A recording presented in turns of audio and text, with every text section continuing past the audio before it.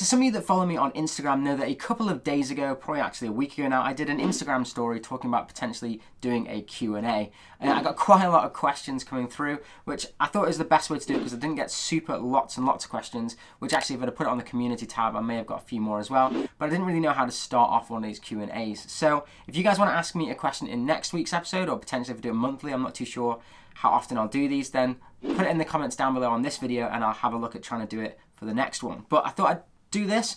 Pretty cool, got quite a few responses, some pretty nice questions here, so I thought why not do it in kind of one of these, because a lot of you guys ask me questions on live streams and stuff and I'm way too busy trying to concentrate building the set at a time, and I just kind of answer off the cuff and don't really give it much thought. So let's have a look here. I've got the Instagram story open. I thought I deleted these, but they are fine, they are here. So the first one comes from Bricklick, who's a good friend of mine. We do a podcast on his channel, and he said, what inspired you to make a Lego city? Now, this is a weird question actually, and I don't really know what it was. I think actually it was the start of like the pandemic. I watched Lego Movie again, the first one, and Will Ferrell's character where he's like, you know, building those massive cities in the bottom, in his basement. Now we don't have basements in the UK, but it just looks absolutely incredible, and I would have loved to have had something like that when I was a kid, or even, you know, now. Now I don't have quite that room, but that's when I was decided, you know what, I'm going to do this whilst we are kind of at home and there's not much to do, kind of design something. I've got a bit of a creative mind anyway, so I just started looking back into Lego, and that's where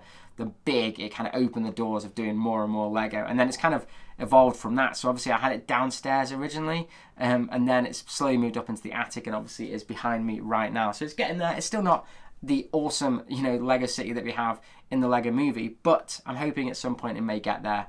Pretty excited with the Lego City sets next year as well. So, have one comment by Jampot Studio Films. Do you have a monthly budget for Lego related purchases, and how often do you go over it? So, no, I don't have a Lego monthly budget. I really should have a Lego monthly budget. I think we're going to try and do that as a New Year's resolution this year in January. I might try and set it to something like £300, and I think that will get absolutely destroyed. So if you guys don't know, I have to buy all of my Lego. I don't actually, you know, no one gives me any Lego sets or anything. Everything's my honest opinion on Lego on this channel.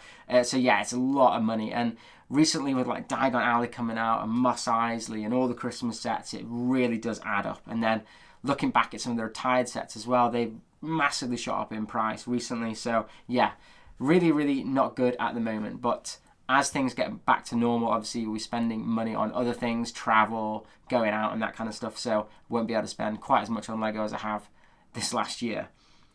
So, New World Audible has said, what made you start a channel? Was it your dream or was it a spontaneous idea? It was a spontaneous idea, actually. It's kind of not a dream to do a YouTube channel, but actually I do filming stuff for my job. I'm a creative designer, so I do a little bit of dabbling. We got a new camera, and with the pandemic and stuff, it was a bit of a worry thinking, I'm going to completely forget how to use all these skills that I've been learning with training and stuff. So I thought, why not, whilst we're kind of stuck indoors, let's just play with the camera. And I thought, I'm going to set up a channel on something else that I really, really like doing that's a little bit different. And obviously, if you guys hadn't realised, I do like Lego quite a lot. So it kind of spurred from that. We went down to London. I got the new DC minifigures at the time, which I hadn't realised people absolutely hated. And that was the first video on the channel. And from there, it kind of grew from that. So yeah, minifigs were the first thing, and then kind of erupted to everything. And yeah, into what it is now, pretty much. So King Kajoltul, I think I've said that right. It says, will you be getting the second wave of Lego Super Mario? This is an interesting one because now I've kind of built it all and had it displayed. I did a video showing it being displayed down in this little bit here on the shelving and stuff, and I do find it's a very hard series and theme to display. So I'm not too sure whether I'm going to actually continue buying the second wave. If it looks cool and we get like Digi Luigi and stuff, then I'll obviously pick that up definitely, but I'm not sure whether I'll get the entire wave. I know there's blind bags, they're definitely getting bought, and I might look at just buying the actual buildable characters from each of the sets, but it depends. If they're super cool ideas and a bit different than the last year's ones, then yeah, more than likely I'll end up getting the entire wave. It also looks like the second wave of Mario isn't that big, so hopefully if it's just the set numbers that we've seen, it's not too big, so probably won't be much to add it to my existing collection of Mario. But yeah, still massive. I mean, I'm a massive Nintendo fan, so I'm hoping we might get some Zelda stuff as well this year, which may then wager whether I get Wave 2 or all the Lego Zelda stuff. Who knows? So Brick Campus asked, do you have any work? Yes, I do. A lot of people always find this so weird, like I can do so many videos on YouTube and I have a full-time job. Yeah, I stay up a lot to get these videos out to you guys. That's why I've had to slow down a little bit recently. But yeah, I'm a creative designer. I work, doing design, digital stuff, making apps, banners, all that kind of stuff. So yeah, that's why kind of YouTube was the next thing, really, using this camera, like I said earlier. So yeah, I do have a job. X Studios 3000 said, what was your favourite Lego memory from your childhood? Now, I didn't really get that much Lego as a kid, so I don't really have much childhood memories of Lego. Actually, weirdly, I was more into Playmobil as a kid than Lego. But I always remember, seeing it and seeing loads of kids having it and stuff and just thinking, oh, it's so cool. But it was really, really pricey, and it was something that I never really got that into until later on, more like 15, 16, when I started getting into it and into Lego Star Wars. It was being a fan of Star Wars and the rebirth back to Phantom Menace and stuff coming out that reinvigorated like me wanting to get Star Wars stuff. So obviously Star Wars didn't come out till 99 in Lego form, and it wasn't the best when it first came out. So it took a couple of years for that to really become something that I wanted to start collecting, like the UCS stuff that came out. So that's kind of the earliest memory I can have of Lego. Big Bricks officials just said, can we call? I'm not too sure what that means, but sure. Louis O. Bartram said, what is your other job besides YouTube? Like I said, it's creative designer. So Mrs. Bricknit said, Mrs. Bricknit is incredible and so supportive of your Lego addiction of video games. So obviously she's added her own question in here. Yes, she is actually very supportive there, and a lot of people have said that on the channel. So yeah, it does help having a partner who also is into Lego as well. The best I can explain has said, do you have any Lego Minecraft sets? And if you do you plan on making a little Minecraft layout? Now, this is really interesting. I've been looking at Minecraft stuff recently because I don't have any Minecraft stuff at the moment, and I haven't got a little Minecraft layout, but I had an idea, which was actually where the train goes through. I was going to make a tunnel and then have the side open up where it could have some kind of underground sets. And Minecraft was the first one that came to mind, because I was thinking Minecraft would be really cool to have like an underground with some zombies and stuff under there, and you maybe have like Steve like hammering away. And then next to that I was thinking maybe the Turtles, the Teenage Mutant Ninja Turtles, and then next to that potentially like Mario. So yeah, I'm definitely having Minecraft in my head. Some of the new sets that come out are absolutely awesome, especially the Minecraft Dungeons ones. They look wicked. So yeah, I think I will be picking some of those up next year, but I'll probably wait until they get a little bit of a price reduction because it's not a main theme that I collect on the channel. So Brody's asked a couple of questions here. So he said, what made you become a Lego YouTuber? I think I've already kind of answered that, saying, yeah, it was just more of a spontaneous thing. I like cameras anyway, so it was just the next thing really. And he says, why do you keep your Lego boxes? Now, this was a question I actually asked you guys a couple of months back about what do you do with boxes? Should I bin them? Should I not? It was the consensus from you guys really saying, please keep the UCS boxes, keep the expensive Lego boxes, just pack them down and put them away. So I've done it for a rainy day of potentially if I, ever sell any of the sets, or I don't know. Yeah, it's kind of more for that. But the more and more I think about it, the more sets I'm getting, the more I am thinking of having a box-free life and just getting rid of all of them.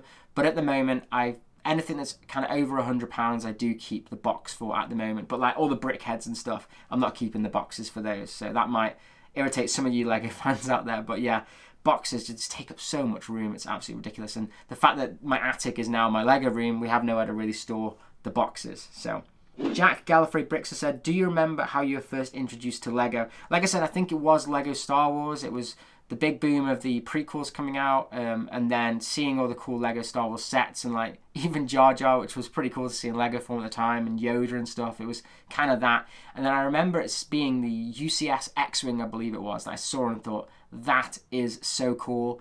That's not a kid's toy, that is a model. And it was from there, I think, that I really started to really look into it. And then my favourite set of all time, which I kept after my dark ages, is definitely my UCS Slave One. That thing is just awesome.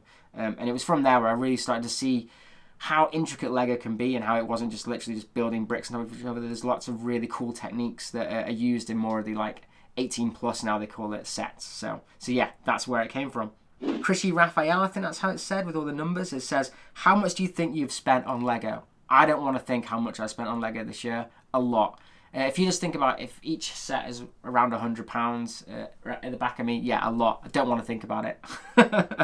So, Lego Lover has said, are you going to draw your own CMF series? Now, I could draw my own CMF series. I've had a thought about it with certain things, but I don't really want to like take over stuff that, you know, do things that other content creators do. Obviously, Ash from Flash is really famous for doing his own CMF series.